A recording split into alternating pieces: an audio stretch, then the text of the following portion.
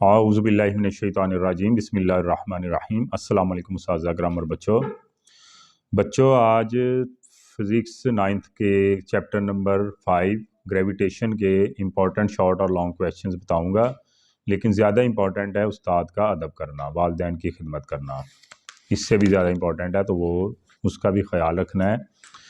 तो पेज 107 पर force of gravitation की डेफिनेशन है।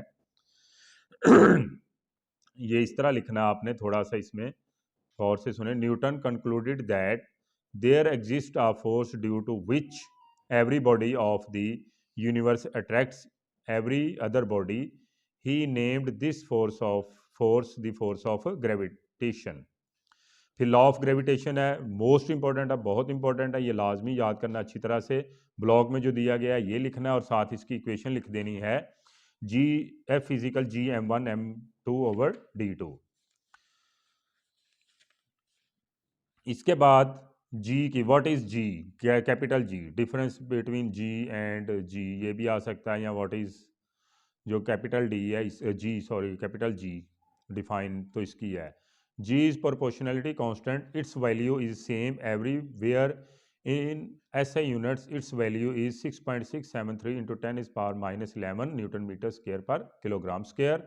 Due to small value of G, the gravitational force of attraction between objects around us is very small and we do not feel it।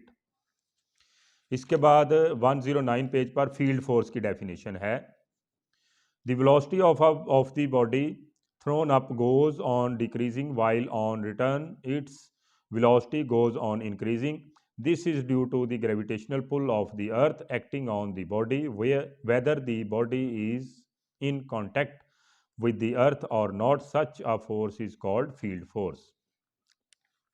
इसके बाद gravitational field strength की definition नीचे 109 page के निचले last वाली line से start होती है। The gravitational force per unit mass is called the gravitational field strength of the earth.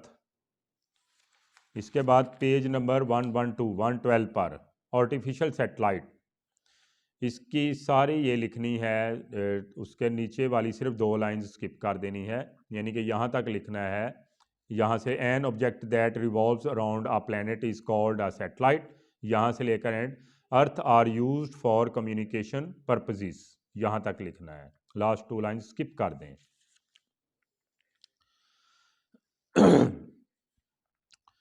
Jio satellite की डेफिनेशन है 112 पेज पर ही नीचे। The satellite takes 24 hours to complete their one revolution around the earth. The satellites are called geo satellites. फिर long question में motion of artificial satellite का ये आ सकता है, पूरे का पूरा टॉपिक याद करना आपने। इसके बाद एक 115 पेज पर है, डू यू 65.3 है, do you attract the earth और the earth attracts you, which one is attracting with the large force, you और द अर्थ। तो आपने लिखा we are attracted by the, इसका लिख लें आप, we are attracted by the earth because of its large mass या heavy mass।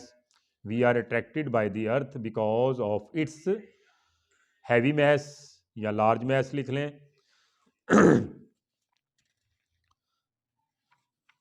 इसके बाद difference between capital G and small G, इन दोनों के दरमियान, यानी कि ये मैं बोल रहा हूँ, लिखा तो यही होगा ना, डिफरेंस बिटवीन जी एंड जी, वो तो मैं आपको बताने के लिए कि कैपिटल जी और स्मॉल जी का, क्योंकि बोलने में तो सेम ही है। तो कैपिटल जी आपने ये लिखना है, यानी कि लिखना कैपिटल का वर्ड नहीं लिखना, जी कैपिटल जी जो इसका है। G stands for newton's universal constant, its value is 6.673 into 10⁻⁻11 newton metre square per kilogram square. Whereas G small G stands for gravitational acceleration due to gravity at a certain point and its value is 9.8 metre per second square. वैसे आजकल इसकी 10 metre per second square ही round में लिखी जाती है, original value इसकी 9.8 metre per second square है। फिर है define orbit velocity, the critical velocity of a satellite in order to keep on moving around the earth that earth at a specific height आगे v is equal G H into R plus H under root, ये formula इसका लिख लेना। What is a geostationary orbit? Geostationary orbit, a circular orbit 35785 kilometer, 35,785 kilometer above Earth's equator, in which a satellite orbital period is equal to Earth's rotation period of 24 hours. Next है एक और question, how the value of G varies will altitude, G small G का जिक्र है। At height equal to 1 earth radius above the surface of earth such as H is equal R, G becomes 1/4 of its value on earth such as G H is equal 1/4 G E, 1/4 of G E. Similarly at a height of 2 earth radius above the surface of earth it becomes 1/9 of its value on the earth such as gh is equal 1/9 ge। तो ये बच्चों थे chapter number 5 के short and long questions. तो इंशाल्लाह इन questions में से 100% उम्मीद है कि ये सारे के सारे क्वेश्चंस जो हैं वो बोर्ड के एग्ज़ाम में आएंगे। इनको मेहनत से याद करें, मेहनत से याद करें, जितनी ज़्यादा मेहनत करेंगे उतने ज़्यादा आपके अच्छे मार्क्स आएंगे। अगर आपको कोई सवाल याद भी हो पहले भी तो और मेहनत किया करें ताकि आपके मेहनत के मार्क्स तो काउंट हो, मेहनत के जो मीटर है वो चलना शुरू हो जाए। थैंक यू बच्चों, अल्लाह हाफिज़।